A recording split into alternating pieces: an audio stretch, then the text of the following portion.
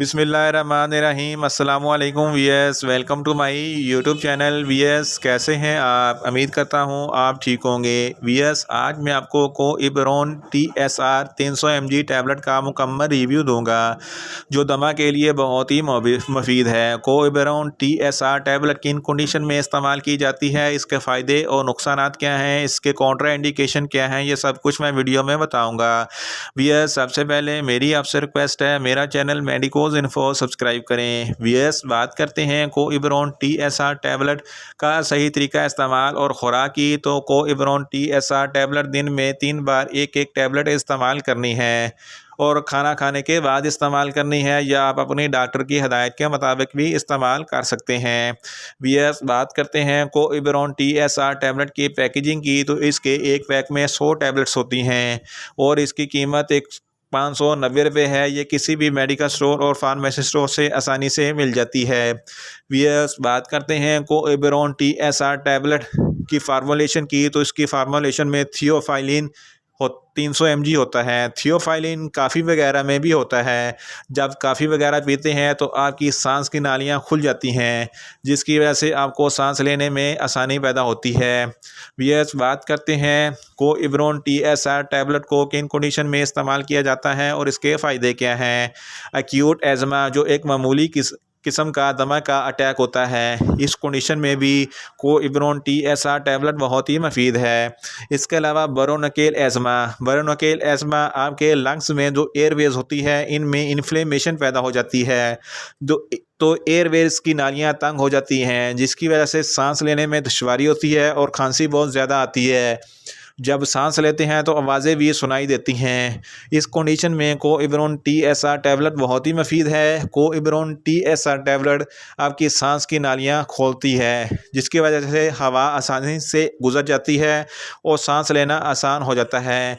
इसके अलावा जो प्री मैच्योर बेबी होती है, इनको भी सांस लेने में दुश्वारी होती है, इनको भी थियोफाइलिन दिया जाता है, जिसकी वजह से उनको सांस लेने में आसानी पैदा होती है।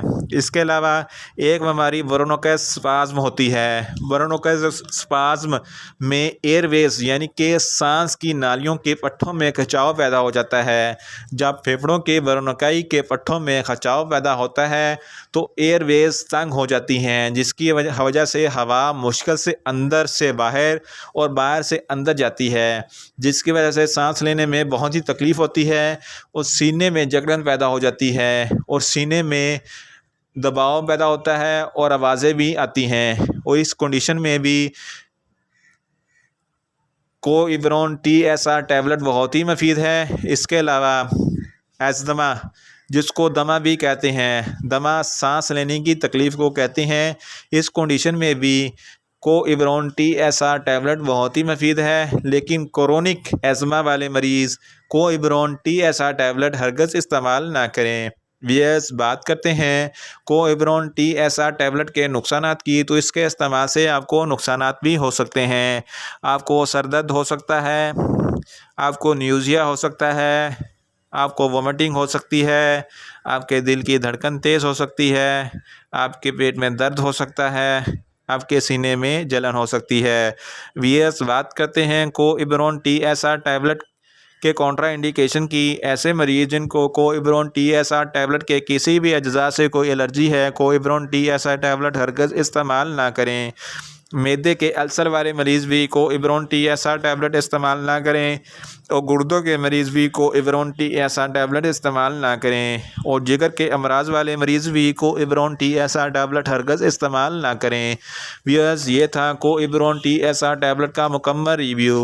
उम्मीद करता हूँ मेरी ये वीडियो आपको अच्छी लगेगी। मेरी वीडियो को ज़्यादा से ज़्यादा लाइक करें, शेयर करें और कमेंट्स करें।